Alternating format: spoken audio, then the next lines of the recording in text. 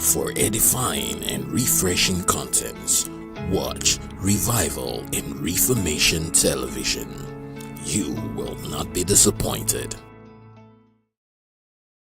Hello viewers, my name is Benga Oshinaike.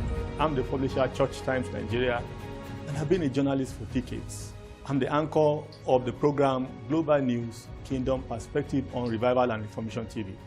I want to encourage you to keep watching this program where we extract news from across the globe from the lens of the gospel, prophecy, and from the kingdom perspective. I'm sure as you do every week, the Lord will bless you and give you understanding, open your understanding to new things that you probably don't know. God bless you as you do. Preaching a Jesus-focused gospel, discipleship-oriented teachings, and raising people with an apostolic mindset is our goal at Revival and Reformation TV. So keep watching.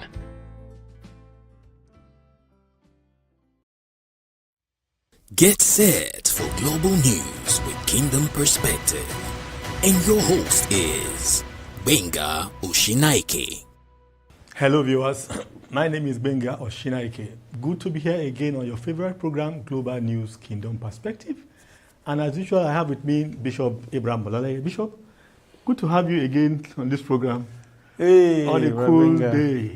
Yes. Nice to have you. And nice to know that we are at the conference, New Wine, Lagos Pastors Conference. I was there last week. It was there in the first 2 days. quite illuminating. Wow. Great event. Wow. It was explosive. Explosive. Yes. I wish people had opportunity of even attending that conference. Yes. One conference out of many. I tell you, I would like to drop the link. Yeah. On our program. It's important. So, very important. It's still on the YouTube. People should need to watch. Three solid messages consecutively for 3 days. And what's more exciting was the fact that about 75 minutes was set apart for Q&A. So people can ask questions about the thing they do not understand. And I saw the way questions were. People asked down to earth questions. Down to earth questions. It was quite relaxed. And you know, it was a relaxed mood. Yeah. There is nothing better than when you give people the chance to ask the question. So they ask their questions to their own satisfaction. Okay, so you are I mean reflecting on that conference, I saw I saw that there was hope for the church, really. Yes. I mean, the way the ministers spoke and the dimension that which the messages were. Especially how the church should affect society. Yeah. How we should be the light, the salt, and the light of the world. Yeah. And how we must understand the theology of place. To know that whereas in the Old Testament, people, met God emphasis on a particular place. Yeah. So that's why we call it theology of place. Yeah. But to now know that the earth belongs to the Lord, Psalm 24, the world and all the things that pertain to them, that is in them, and to know that God is everywhere we are. Yeah. Yes, as His children, so that we no longer continue to place emphasis on. That have to be in a place. It has to be this mountain or in Jerusalem. Or this particular church. If I don't go to this program. If I don't go to that mountain, if I don't go to that camp, if I don't go to that something. No. That, It was really liberating. I hope that the church will, pick from there and we are going to keep experiencing things, such events. That's our great prayer, in the body of Christ. That's right, sir. To enlighten people. Yes, sir. I was sharing with you earlier that I stayed back and I saw that people are having a change of orientation already. Wow. Sometimes you think that you are not making impact, but somehow, people are being blessed. Yes. Orientation, people are beginning to say that. It's become a talking point for everyone. This idea of praying against enemies, that they are tired of it. Yes, I like that. Yeah, that's for the conference. But I'm going to get that because I remember you mentioned that you were with a group of women who said, they are tired of praying fall down and die prayer. Wow. That they have learned a lot. I'm so happy to hear that. That's a good feedback. That their focus on prayer is more of what the Bible talks about. That is sharing for me. Well sharing. Honestly speaking. So, well, that's for the conference in Lagos. The link will be put there. Yes. We want everybody to watch and listen to Bra Pade, Tokun, Pastor Tunde Bakari, and Bishop Olaleye. They spoke at the 3-day conference in Ikeja at the New Wine Church. It was quite explosive. I encourage you to watch the videos on YouTube. Bless you. That's for the conference, Bishop. I saw this story. I said, well, your man in the U.S. is doing great. Who's my man? Trump. You're looking for my Trump? But bless the Lord for him. Yeah, Trump is doing great. He's doing great. The 100 days in office was celebrated about 4 days ago. That's right. About 6 days ago from now. And I saw this news on CBN. It says, White House turns into a house of prayer as faith leaders mark first 100 days with worship events. Wow. For a house that has been long deprived of the presence of God, so to say. Yeah. You know, it's one of the sharing things or sharing news can ever get you excited because America is a country built on the philosophy of Bible, culture of the Bible, of the gospel. America has been mightily used of God to send missionaries to different parts of the world. They will leave their comfort zone and go to places that you do not expect them to go, And so, when you now know how that of the about 55 or so people that, wrote the Constitution, about 35 or 50 of them were elders in their different churches. Wow. So, to now see that country has now become a post-Christian country. Post-Christian country, and losing the value that brought about their greatness. You cannot but be concerned, concerned and feel sorry for them. But if you now see such things happening that, the official residence and office of the president can become a place where people can gather and not just religiously, but so because as far as I'm concerned, it's just not enough that people gather to pray in Aso Rock or number 10 Downing Street or White House or what was the Russian headquarters? How do we call it? So or the White House. Yeah. But that we are gathering and we are making impact, making sense. We are showing ourselves as the salt of the earth and the light of the world. That will be the icing on the cake. Yeah. Yeah. Well, that's it. But then, it's one step after another. For them to even gather, it shows that something is in the horizon. And it also, I agree with you. It also shows that God can use anybody. Yeah. And that person doesn't have to be so perfect or so holy. Yeah. God can use anybody. Yeah. And it's even good that Trump is making good his promises somehow, some of the executive actions, executive orders, orders and insisting, But you're also rating, really, 100 days in office of the U.S. president. Yes. Vis-a-vis his campaigns and... people are diverse and in thoughts, in opinions, and everything. So, because if we want to assess his 100 days, we'll be looking at the political side, social side, moral side, spiritual side. There are sides, many sides the immigration laws. Immigration laws, very critical. Very critical. So, at the end of the day, you want to say, oh yes, he's done well in this, done well in that.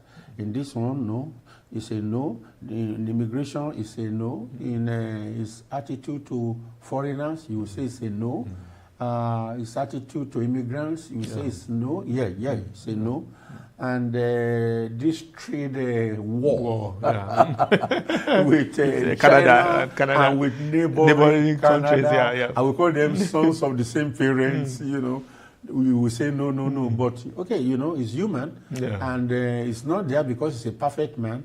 It's there because the people voted for him, and then we say, okay, perhaps it's the will of God, and it's a thought, and now is doing some things that is restoring sanity in the moral fabrics of the nation and in religious and, you know, all this... the gay issue. Immorality of the highest dimension that has ever been known in history.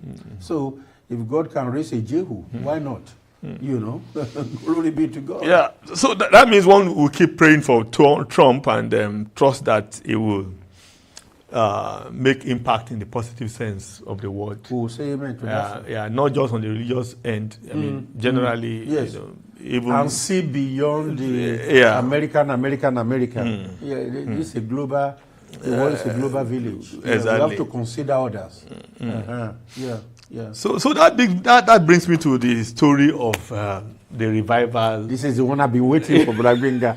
This is the one I've been waiting for. The story of the revival in the U.S. Yes, in fact, California, for that matter. In the whole of Europe. Yes. Yeah, U.S. Yes. Europe. UK. I mean, generally. Wow. I mean, wow. It's quite sharing. You know, you told me this first about the revival in the UK. Yeah, where young we people talked about it the other time. Yeah. And somebody else came to confirm the same thing. I confirmed it. And it's so amazing. It's so amazing, Brother Benga. Over to you, sir. Now, yes, the report is that there is a major spiritual shift, and that more young people are attending church in the US. That's amazing. More young people are attending church in the US. Yes. I mean, sometimes we just sit back and condemn and castigate what is going on in that country, but reports, the indices are sharing.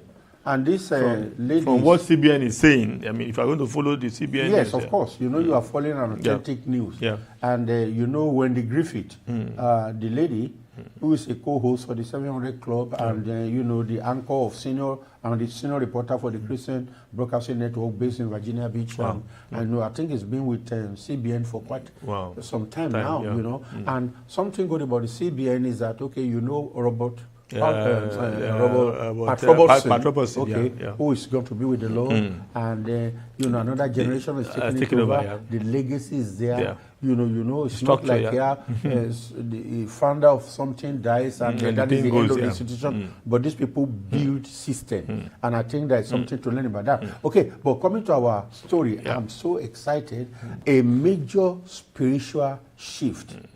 Why are more and more young men flocking to church? Wendy Griffith, you know, was asking. Pastors typically expect Easter Sunday to be their biggest church service of the year. And in 2025, many around the country experience more than the normal Easter bump in attendance. The catalyst appears to be younger men filling the pews and saying yes to Jesus. Senior Pastor Greg Laurie tells CBN News that Harvest Church in California saw a great turnout on Easter Sunday just a few Sundays ago, a few days ago. What caught him by surprise, however, happened at the end when a large number of people gave their lives to Christ. We saw 500 people make a profession of faith. We called them forward in public invitations and without shame. It was fantastic. I can't remember an Easter where we had a response like that, Laurie said. And you know, like I told you, when you were talking about the same scenario in the UK. In the UK, yeah. That is a response to prayer. When people pray in the secret. Okay, now, people have been praying for God to return to the UK again, to the US again, Germany and those European nations countries that represented God. We call them the sheep nations. You know, there are sheep nations and there are those we call the goat nations. I'm getting to know that. Okay, that's right. Interesting. You know, Jesus spoke about that in Matthew 25. So they are contemporary goat nations. Yes. Contemporary sheep nations. Goat nations are those nations that are very hostile against the gospel. Who do not give the freedom, the liberty for the people to choose the religion of their faith, choice, but instead forcing a religion on them. Wow. Which is an abuse of the independence and the human freedom. The human freedom, okay? But the sheep nations are you know, in the countries of the West. Interesting that people could coin such words. Sir. And it's been there for over 100 years. Yes, yeah, of course. Yeah. Wow. These are some of the, yes, you know, so sheep nations, sometimes they may go to the extreme and even open their borders so wide to their own detriment. But at the end of the day, God has a way of fighting for them. Because some of the people coming from the goat nations, the nations that are hostile against the gospel, or the 1040 windows, okay, where the preaching of the gospel is forbidden, they allow, when they allow, you know, people to come to their regions, they get open up to freedom. You know, they are emancipated in their thinking.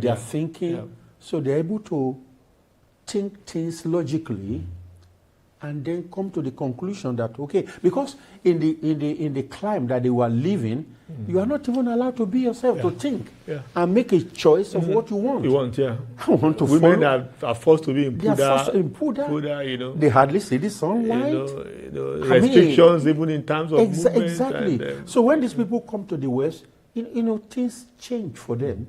So they're able to reason, okay, wait a minute, you know, and see what God has been doing even in Iran, in some of the 1014 windows, you know. It's not as if everybody that leaves those hostile environments and go to the West automatically, but it opens them up.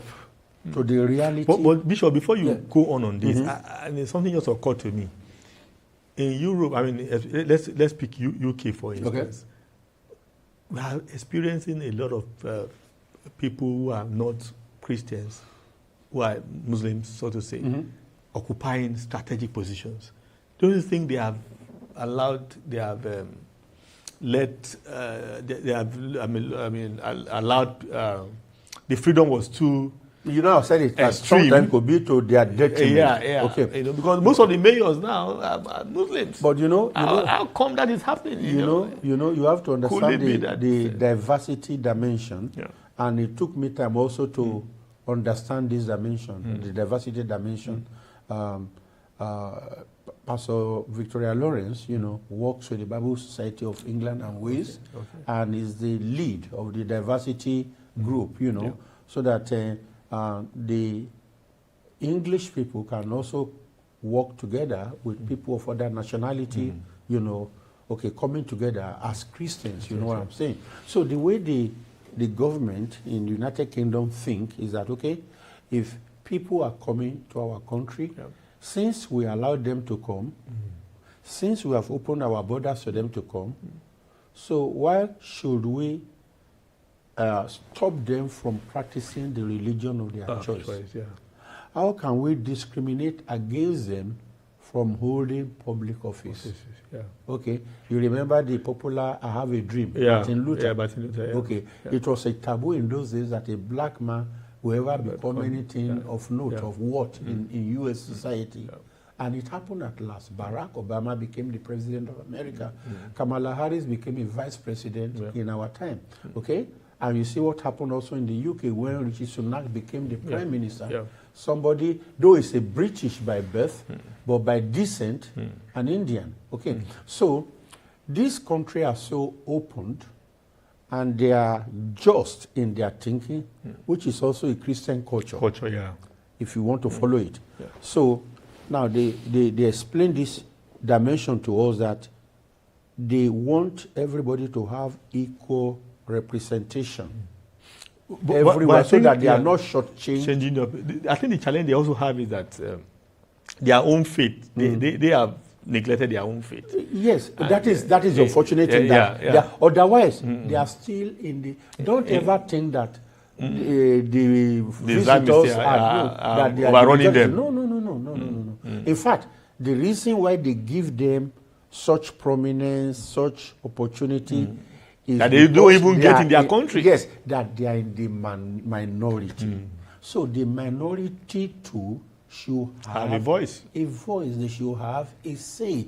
We should not ignore their demography and think that, But again, I laugh when you say, oh, okay, you know, this agenda in Europe, very soon, nobody will be Christian any longer. But that's the narrative that we have been some told churches have been sold all the year. But now you yourself, you are now telling me that young people are beginning to return to church of the Caucasian people. But I saw videos of young people on the streets in the UK, you know, chanting Jesus, you know, all kinds of, so, you know. So you understand what I mean? Yeah. God, to me, I don't think God doesn't have any problem. The problem is with us. But if intercessors go on their knees and they pray to God and say, Lord, give us this nation. You go back to history. John Knox from Scotland. He said, give me Scotland or I die. Do we know a few hundreds of people in United Kingdom who are on their knees every day praying that in their lifetime they will see UK return to God? Do you know? Yeah. And they are saying these things and they are saying, Lord, thank you, but we even want more. And to think that young people with all their critical minds are now coming to come to embrace the gospel is and do you know, Bragwenga, another thing that I say is that when we say, you know, the far left philosophy, you know, you can become whoever you want to be. You can change your, you know, and all your sex and all this stuff.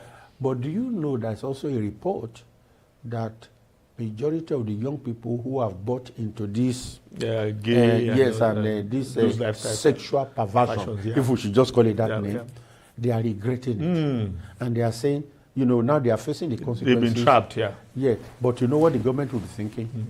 You said you wanted it. And we don't want to stop you from getting what you want. Now you have gotten it. So the consequence is going to come, and then you come back and say, hey, why did I do this? So, but again, remember, as prayer intensifies, what could have lasted so long, God cuts the time. So that people can begin to wake up. So somebody wakes up and is saying, hey, enough of this madness. I want to follow God. I want to serve God. And you do not know why. That it is the prayer of some people in some secret locations that God is responding to. And the same scenario applies to even some countries where people are beginning to see visions of Christ so many times in their dreams. In Egypt, you know, without being preached to. In Iran, and they are coming to Jesus. Yes, sir. In Syria. Wow, interesting. Yes. Now let's bring the scenario back to Nigeria. Yes, sir. For our own young people. We just have 5 minutes or so about to close. Okay, for our own young people in Nigeria. Do you see revival? Do you see what kind of revival? I mean, is there anything to share about what is going on in Nigeria where this prosperity monster is gaining ground? It's getting ground. And people I know, they are being fed with poison, so to say, in a way. You know, I like this caption here. We are seeing the fires of revival. Churches flooded on Easter in widespread sign of awakening. I like that. But right now, you know the awakening that we are going through in Africa. Awakening to material possession. That's the. And I think it's a pain. You know, it's been a pain and a concern and a worry for us. But you know what I think about it? I think it's just a cycle that we are going through. I think very soon, as we intensify prayer in the secret place, you know, on our knees, they too will come to that place when they become frustrated.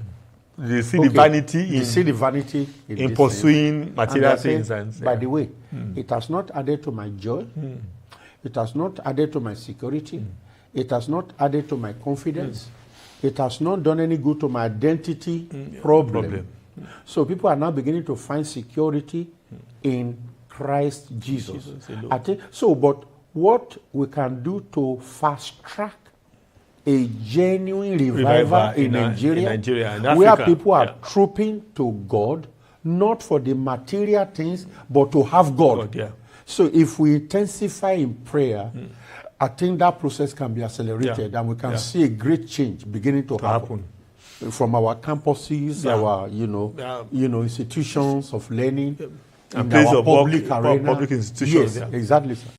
Well, we are praying seriously for that revival, where people go to church not for what they want to get, but what God has already done. Exactly, what He has already done. Oh, thank you, Brother Benga. For what God has already done on the cross of Calvary 2,000 years plus ago.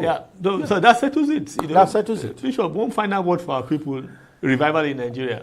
Yes, that's an eagerness in the mind of those who saw this house in its summer glory, and who knows that this present house is nothing to write home about, and are contending for the glory of the latter. And you know that the glory of the latter really came when Jesus came, to bring the authentic glory. And that glory was not in buildings, but in a person, in Jesus the Christ. So I'm going to encourage people watching this to subscribe to Revival, to the intervention of God in a hopeless situation. We need to go back to God. The prosperity gospel, the wealth gospel is a distraction to the cross of Jesus. We need to come back to the authentic gospel. And as you pray in your closet and ask God to send us revival, restore us again. Psalm 85 and can be your very good psalm. I think I confirmed that here. Psalm 85. Let me quickly, reference that to you, and I know you'll be blessed by it. This is Psalm, and this is number 85. And it's not such a long psalm. He said, Lord, you have been favorable to your land. I think we quoted this recently. And then he began to pray in faith. You have brought back the captivity of Jacob.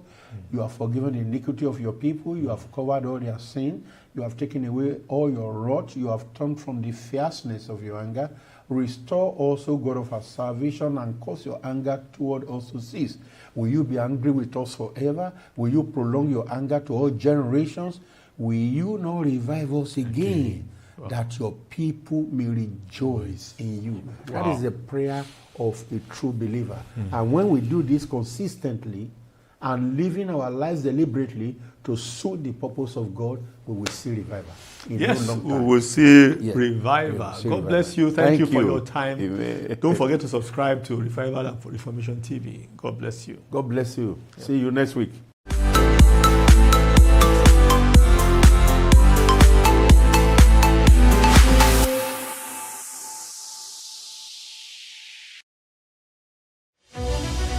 Thanks for watching Revival and Reformation Television.